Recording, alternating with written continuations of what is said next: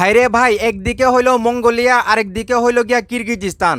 বাংলাদেশ জাতীয় ফুটবল দল চাইলেই কিন্তু সেপ্টেম্বরে এই দুই দেশের বিপক্ষে ম্যাচ খেলতে পারে। আমি গতকালকে একটা ভিডিও দিয়েছিলাম যেখানে আপনাদেরকে বলেছিলাম যে কিরগিজস্তান একটা তিন জাতির ফুটবল টুর্নামেন্ট আয়োজন করার চিন্তা ভাবনা করতেছে, যেখানে অলরেডি বাংলাদেশকে তারা আমন্ত্রণ জানাইছে। তো এখন যে নিউজটা সামনে আসলো সেখানে বলা হচ্ছে কিরগিজস্তান, বাংলাদেশ এবং মঙ্গোলিয়াকে নিয়ে, মানে এই তিন দেশকে নিয়ে একটা তিন জাতির ফুটবল টুর্নামেন্টের আয়োজন করতে চাইতেছে। তো এটা কিন্তু ভালো একটা নিউজ। আপনারা সবাই জানেন কিরগিজস্তান কিন্তু হইলো গিয়া সেরা র্যাঙ্কিংয়ের 106 নাম্বার দল, ফিফা র্যাঙ্কিংয়ের কথা বলতেছি, যেখানে মঙ্গোলিয়া হইলো 190 নাম্বার দল এবং বাংলাদেশ হইলো গিয়া সেরা 181 নাম্বার দল। তো এই তিনটা দল মিললে কিন্তু একটা তিন জাতীয় টুর্নামেন্ট খেলতেই পারে, সেটা বাংলাদেশের ফুটবলের জন্য মনে করি ভালোই হবে।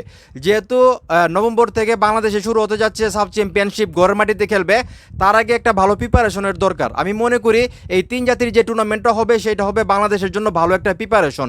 এবং সামনে আমাদের বিশ্বকাপ স্বপ্ন আছে, 2030 ফুটবল বিশ্বকাপে যাওয়ার জন্য আমরা যতটুকু চেষ্টা করা দরকার সবটুকু চেষ্টা করব। এখন কিন্তু আমাদেরকে বেশি বেশি ম্যাচ খেলতে হবে, বেশি বেশি টুর্নামেন্ট খেলতে হবে। তো সেইখান থেকে যেহেতু আসলে আমাদেরকে আমন্ত্রণ জানানো হইতেছে, সেখানে কিন্তু আমাদের যাওয়া উচিত কিরগিজস্তানে। সেখান থেকে যদি আমরা ভালো একটা রেজাল্ট নিয়ে আসতে পারি, মঙ্গোলিয়ার বিপক্ষে যদি আমরা জিততে পারি এবং কিরগিজস্তানের বিপক্ষে যদি জিততে পারি বা ড্র করতে পারি, ওইখান থেকে যদি ভালো একটা রেজাল্ট নিয়ে আমরা আসতে পারি, সেটা কিন্তু আমাদের দলের জন্যই ভালো। এবং আমি যেটা বললাম, সাব চ্যাম্পিয়নশিপ শুরু হওয়ার আগে এটা একটা ভালো প্রস্তুতি হয়ে যাবে সাব চ্যাম্পিয়নশিপের চ্যাম্পিয়ন হওয়ার জন্য, আমি যেটা মনে করি। তো আমি আসলে চাই বাংলাদেশ জাতীয় ফুটবল দল আসলে যা কিরগিজস্তান, সেখানে তিন জাতির যে টুর্নামেন্টটা হবে সেখানে খেলুক। এবং বাংলাদেশ যদি কোনোভাবে চ্যাম্পিয়ন হয়ে আসতে পারে, সেটা হবে আমাদের জন্য ভালো একটা দিক। এবং সাব চ্যাম্পিয়নশিপে সেই রেজাল্ট আসলে কাজে লাগবে।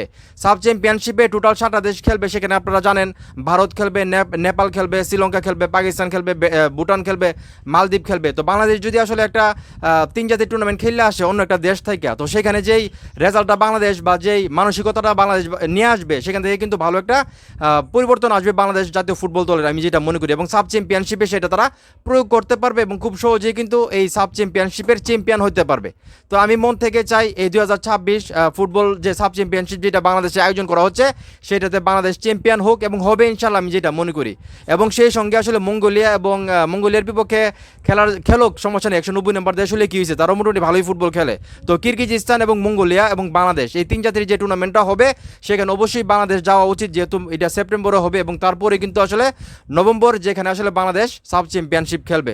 তো যাই হোক, এখন এই মুহূর্তে যারা আমার এই ভিডিও দেখতেছেন, আপনারা কে কে চান যে বাংলাদেশ তিন জাতির টুর্নামেন্টটা খেলুক কিরগিজস্তান এবং মঙ্গোলিয়ার বিপক্ষে, সেটা অবশ্যই কমেন্ট করে জানাবেন। এবং আমি যেটা বললাম সাব চ্যাম্পিয়নশিপের জন্য এটা ভালো একটা প্রস্তুতি হবে বাংলাদেশের জন্য, এটা কতটা সঠিক বলছি, আপনাদের কী মনে হয় সেটাও কমেন্ট করে জানাবেন। ভিডিওটা ভালো লাগলে অবশ্যই শেয়ার করবেন।